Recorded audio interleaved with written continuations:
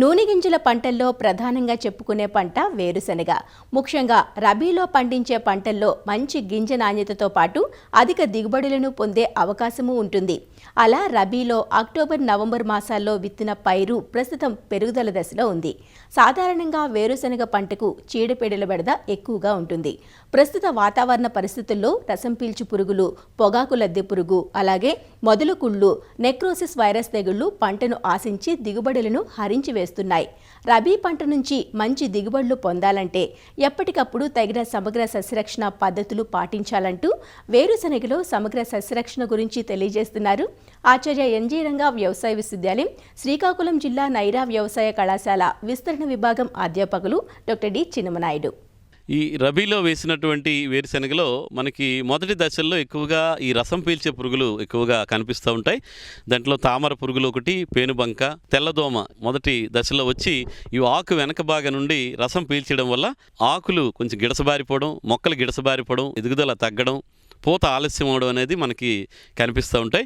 కాబట్టి ఈ రసం పీల్చే పురుగులు నివారణ కోసం ముందుగా ఈ వేప కషాయం కానీ వేప మందుని కానీ 1500 ppm వేప నూనెను 5 ml 1 లీటర్ నీటి చొప్పున కలిపి పిచికారీ చేసుకుంటే మొదటి దశలో వచ్చేటువంటి రసం పీల్చే పురుగులకు తగ్గుతాయి. అదేవిధంగా ఎకరానికి 10 పసుపట్టలు, ఒక 10 నీలమట్టలు, జిగురట్టలను కూడా ఏర్పాటు చేసుకుని కొంతవరకు రసం పీల్చే పురుగులు నివారించుకోవచ్చు.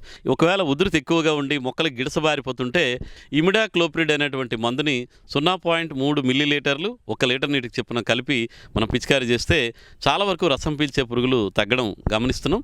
లేదనుకుంటే ఈ ఎసిటామిప్రిడ్ అనేటువంటి మందుని 0.2 గ్రాములు 1 లీటర్ నీటికి చొప్పున కలిపి పిచికారీ చేసుకుంటే కనుక మనకు చాలా వరకు రసం పీల్చే పురుగుల ఉధృతి తగ్గిపోతుంది. అదేవిధంగా వేరుశెనగలో మనకు ప్రధాన సమస్య, దిగుబడి మీద ఎక్కువ ప్రభావం చూసేటువంటి సమస్య ఏంటంటే పొగాకు లద్దె పురుగు. ఈ పొగాకు లద్దె పురుగు మనకి పంట వేసిన 30 రోజుల నుంచి కాయ తయారయ్యే వరకు కూడా ఉంటుంది. ఇది వచ్చేటప్పుడు ఏంటంటే ఆకులు తినేయటం, అంచులు తినేయటం, ఉధృతి ఎక్కువగా ఉంటే మనకి ఈనెలు మాత్రమే మిగులుస్తుంది, మొత్తం ఆకంతా కూడా తినేస్తుంది.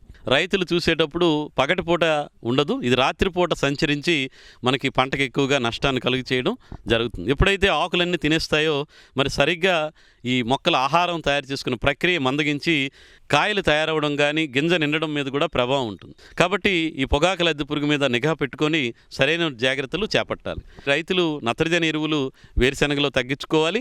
అదేవిధంగా నీటి పెట్టేటువంటి సమయం కూడా దగ్గరగా నీరు పెట్టిస్తే మొక్క ఎత్తుగా పెరిగి ఈ పొగాకు లద్దె పురుగు ఉధృతి పెరిగిపోతుంది.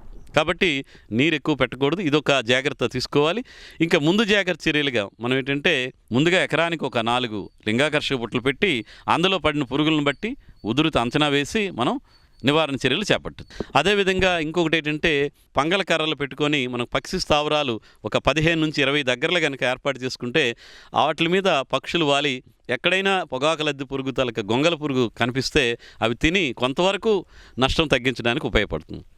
అదేవిధంగా 3000 ppm వేప నూనెను 5 ml 1 లీటర్ నీటి చొప్పున కలిపి పంట 30 రోజుల సమయంలోని కనుక మనం ఒకసారి పిచికారీ చేస్తే అవి రసం పీల్చే పురుగులు, పొగాకు లద్దె పురుగు రెండింటి మీద కూడా పనిచేస్తుంది. అదేవిధంగా పురుగు ఉధృతి ఇంకా ఎక్కువగా ఉంటే కనుక తప్పనిసరిగా రసాయన మందుల్ని పిచికారీ చేయాల్సినటువంటి అవసరం ఉంటుంది. అందులో ఒకటి ఏంటంటే అమామెక్టిన్ బెంజియేట్ అనేటువంటి మందును ఎకరానికి 80 గ్రాములు 200 లీటర్ నీటిలో కలిపి కనుక పిచికారీ చేసుకుంటే ఈ పొగాకు లద్దె పురుగు తాలూకా గొంగల పురుగులు చాలా వరకు చనిపోయి నాశనం అవడానికి ఆస్కారం ఉంటుంది. కాబట్టి అది చేయొచ్చు. లేదనుకుంటే థయోడికార్బ్ అనేటువంటి మందును 150 గ్రాములు 200 లీటర్ల నీటిలో కలిపి మనం పిచికారీ చేసుకుంటే తద్వారా ఈ పొగాకు లద్దె పురుగు చాలా వరకు తగ్గుతుంది. కాకపోతే రైతులు మొదటి దప్ప ఒక మందు పిచికారీ చేస్తే మళ్ళీ రెండో దప్ప మందు మార్చి పిచికారీ చేయడం చాలా ముఖ్యం. రబీలో వేసిన వేరుశెనగలో మనకి తెగుళ్ళు వల్ల కూడా పంట నష్టం అనేది జరుగుతుంది. ఇందులో ప్రధానమైనటువంటి తెగుళ్ళు కనుక చూస్తే ఈ కాండం కుళ్ళు తెగులు, మొదల కుళ్ళు తెగులు, వీటి వల్ల మొక్క వేసిన 20 రోజుల నుంచి చివరి వరకు 60-70 రోజుల వరకు కూడా మొక్కలు చనిపోవడం మనం గమనిస్తుంటాం.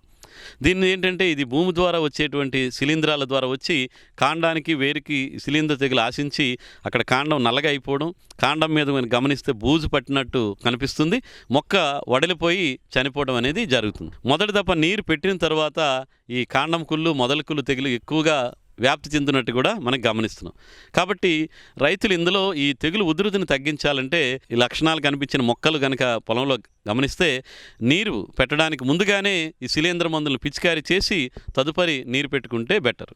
చాలామంది రైతులకి చెప్తున్నాం మనం ముందు జాగ్రత్త చర్యగా విత్తన శుద్ధి చేసుకోవాలి అని. టెబుకొనజోల్ అనేటువంటి మందును 1 గ్రాము 1 కిలో విత్తనానికి కలిపి మనం విత్తన శుద్ధి చేస్తే చాలా వరకు ఈ మొదల కుళ్ళు తెగులు, కాండం కుళ్ళు తెగులు చాలా వరకు తగ్గుతుంది. తెగులు అయితే ఇప్పుడు 20-25 రోజుల సమయంలో మీకు కనిపించే ఉంటుంది. కాబట్టి తదుపరి చర్యల్లో భాగంగా మనం కాపర్ ఆక్సీక్లోరైడ్ అయినటువంటి మందు అయితే కనుక 3 గ్రాములు 1 లీటర్ నీటికి చెప్పున కలిపి పిచికారీ చేయడం, లేదా హెక్సాకొనజోల్ అనేటువంటి మందు అయితే కనుక 2 మిల్లీలీటర్లు 1 లీటర్ నీటికి చెప్పున కలిపి పిచికారీ చేయాలి.